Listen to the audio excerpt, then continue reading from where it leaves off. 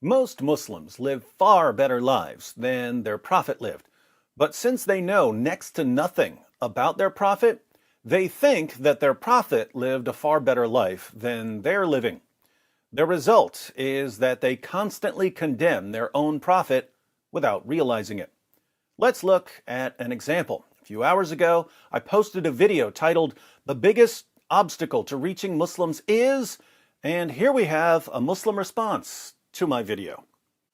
David, as a Muslim, I know what you think you're doing is right, and you're convinced enough where you can't be told otherwise, and you obviously know I disagree.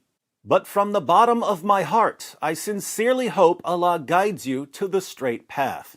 Also, as hurtful as it is to see you make videos mocking my beloved Prophet like your video from yesterday, I do not wish death upon you, and I also condemn those who do wish death upon you.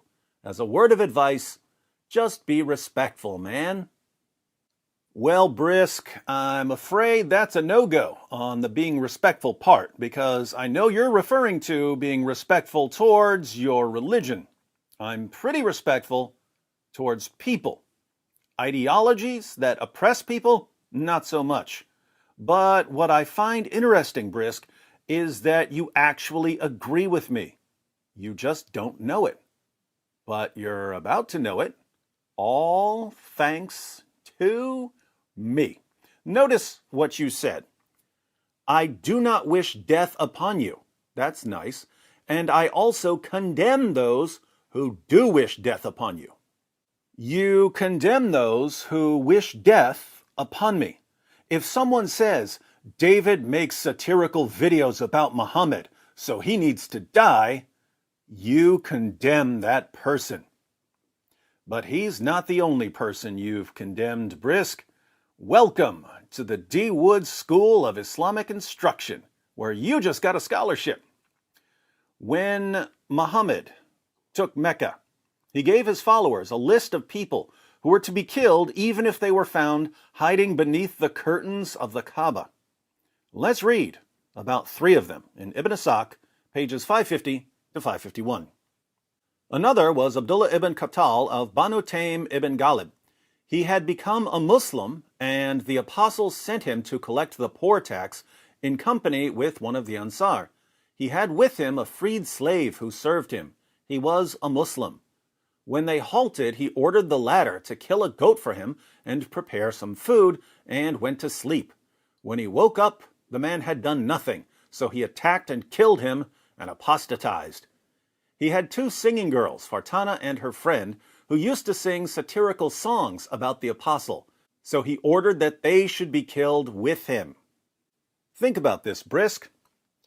Abdullah killed someone and apostatized, so Muhammad ordered his followers to kill him. But Muhammad also issued a death sentence for the 2 singing girls, and all they did was sing satirical songs about him. So according to your prophet, what's the penalty for making fun of him? Death. According to your prophet, what should happen to me? I should be killed. But you said that you condemn Muslims who wish death upon me. Hence, you've just condemned your prophet. Let's read another passage. In Sunan Abu Dawud 4361, Muhammad makes it clear that brutally murdering someone is perfectly acceptable as long as the person made fun of him.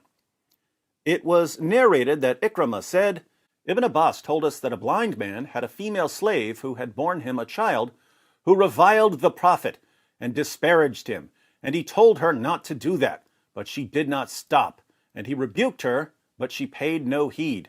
One night she started to disparage and revile the Prophet, so he took a dagger and put it in her stomach and pressed on it and killed her. There fell between her legs a child who was smeared with the blood that was there.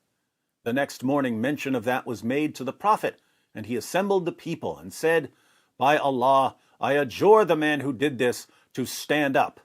The blind man stood up and came through the people, trembling, and he came and sat before the Prophet. He said, O Messenger of Allah, I am the one who did it. She used to revile you and disparage you, and I told her not to do it, but she did not stop. And I rebuked her, but she paid no heed. I have 2 sons from her who are like 2 pearls, and she was good to me. Last night she started to revile you and disparage you, and I took a dagger and placed it on her stomach, and I pressed on it until I killed her. The prophet said, bear witness that no retaliation is due for her blood. So, a Muslim killed the mother of his own children for making fun of Muhammad. If Muhammad didn't want his followers doing that sort of thing, this would have been a really good time to say it.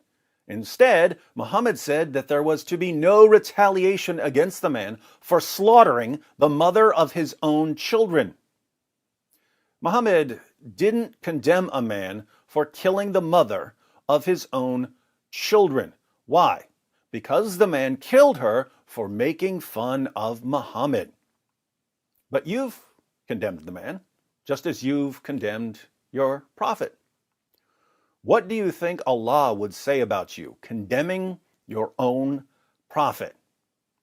We don't have to wonder, because he tells us in Surah 4, verse 65 of the Quran, Allah proclaims, but know by your Lord, they can have no faith until they make you, O Muhammad, judge in all disputes between them, and find in themselves no resistance against your decisions, and accept them with full submission. As we've seen, Brisk, you have a lot of resistance against Muhammad's decisions, and you don't accept them with full submission. You condemn them. Hence, according to Allah, you have no real Islamic faith. You're an apostate, according to your God. So, Brisk, you and I are united in condemning your prophet. The only difference is, I know that I'm condemning your prophet, while you don't know that you're condemning your prophet. But you know now, all thanks to me.